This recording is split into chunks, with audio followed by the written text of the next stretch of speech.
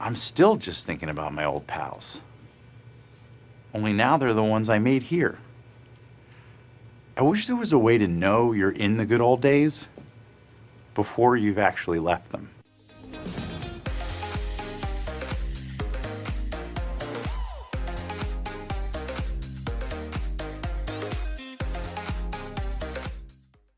The highest grossing Malayalam movie was Lucifer, directed by Prithvi Raj and starring Mohan Lal in the lead role. The political thriller is an offshoot from the understated and cerebral stories we were used to watching from Malayalam cinema. Despite its commercial tonality and mass appeal, there was still a beautiful integration of faith in the context of characters in the thick of political conspiracies well woven by writer Murli Gopi. In an era where most remakes are being rejected by the masses, cinema lovers still step in for the new rendition, just curious whether the interpretation has something fresh or unique to offer.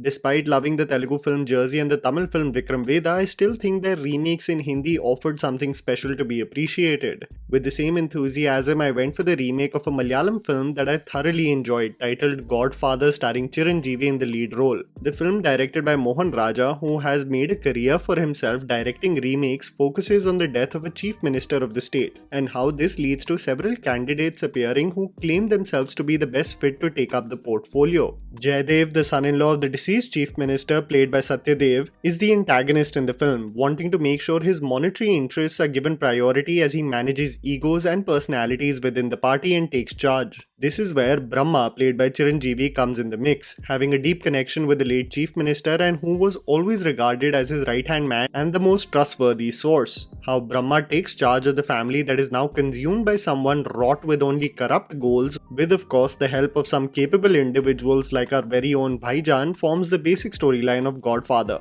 Here's me telling you the good and bad aspects of the film so that you guys can ultimately decide whether to watch it in theaters or not. The good. Background score. The film, more than a retelling of Lucifer, is a simplified version of the same, but with every ingredient that Telugu cinema is popular for when it comes to commercial cinema with its most famous stars. What this entails is that every time Chiranjeevi's character Brahma appears on the screen, you have a rousing background score by Taman that signifies his heroic quality. This does the job in ticking the box of mass moments, and one can only understand that Taman got the assignment in really making his score for Chiranjeevi fans. Lucifer really created a beautiful balance between the star power of Mohanlal and not compromising the storytelling of the politics that unfolds. Whereas Godfather is fan service at its best for a legend who is in great form, but for those who have seen Lucifer, you can clearly identify how this celebration of the star and a clunky climax really hampers the storyline.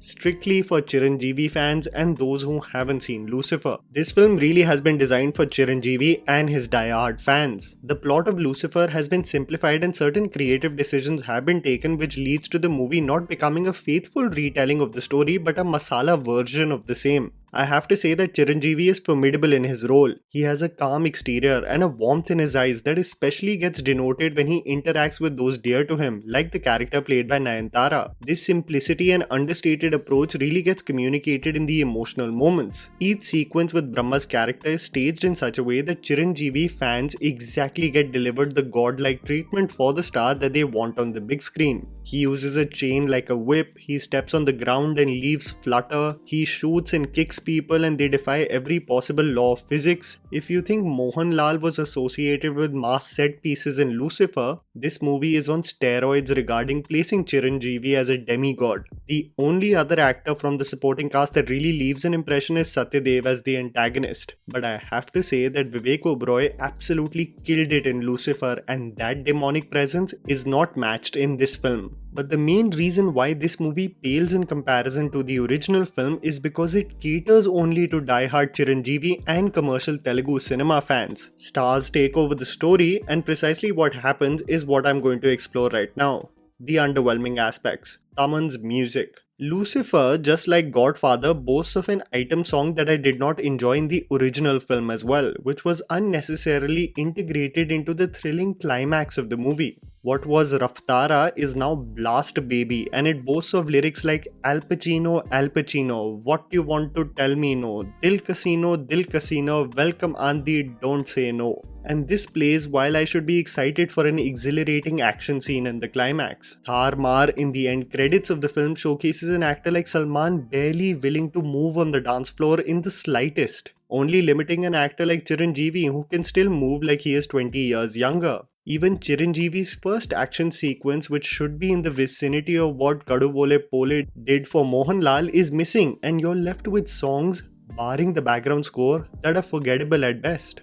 Changes that absolutely falter. The film makes several changes in its plot in order to make Godfather a unique experience, but in the pursuit of doing that, it really takes some bizarre decisions. When it sticks to the Murli Gopi screenplay, one is still engaged, but when Mohan Raja executes his own snippets, the movie loses its track, and I can cite several examples of the same. The whistleblower played by Indrajit in the original film has an exceptional emotional arc, and that is totally abandoned in this movie. That, coupled with a sense of urgency in his speech, which is transformed into a laid-back approach by Puri Jagannath in this film, reduces the stake and seriousness of the matter. Sai Kumar playing the role of Varma is a man of experience but easily influenced depending on where the tide of the majority is headed. The character was human, malleable in the original, but is reduced to a comedic caricature by Murli Sharma, who cracks jokes with expressive theatrics in every scene he features in. From the deep connection that Stephen had with his kids in the ashram, the intensity with which Manju Warrier channelized her angst, the absolute removal of Tovino Thomas's character in the film just in order to give Nayanthara more stake in the matter, but of no goosebump avail. It really baffles me on the creative decision taken outside of the film's scope, which was regarded as an upgrade to Lucifer. You remember that iconic Tovino speech in the original film? How it led to such a fabulous moment in the film, and how it weaves into him being considered to be a capable candidate? All those moments are scrapped just to establish a deep bond between Brahma and Satyapriya, which could have been done anyway. Forced Salman Khan cameo. It's become a very sorry trend to force star cameos in movies, but when you look at some of the appearances that have been skillfully executed in the movie's screenplay, you are bound to appreciate it. If you take the case of Shah Rukh Khan, especially Brahmastra, the cameo appearances lend to the storyline rather than becoming a celebration of the star. One of the best aspects of Lucifer were the covert operations being executed by Prithvi Raj and his team. There was a secrecy and adept quality to his appearance with his team that lent a flair to whenever they were needed. In the pursuit of just having a star face in Godfather, the cameo of Salman, rather than being a capable executioner, becomes a celebration of the aura of Salman outside of films. He is seen rocking on a bike, giving one-liners from Wanted, launching rockets out of his regular bike, a face that is de-aged excessively, addressing the audience by breaking the fourth wall also, running through fire with ease, all catered to the hooting and cheering rather than what's more important, the storyline and his character. This causes for a climax battle that was in the original interesting and slick to watch, as it represented agents with slick quality going in and out. But in this case, you just have over-the-top mass appeal, nothing more and nothing else. And it takes away from the experience when the audience has become mature and seeks for an engaging storyline rather than only star worship. If you have seen Lucifer, this will honestly be just a hammy and masala-oriented retelling of the story. But if you've not seen the original film and are proper Chiranjeevi and Salman Khan fans, then only I can see some light at the end of a tunnel of a remake that can only be termed as passable. And that was the video, guys. Write down in the comments below what you thought about the movie. Please don't forget to follow me on Instagram, the handle's right in front of you. Follow me at JammyPants4. Also, please support us by smashing the like button and subscribing to our channel for weekly content ahead. Thank you for watching.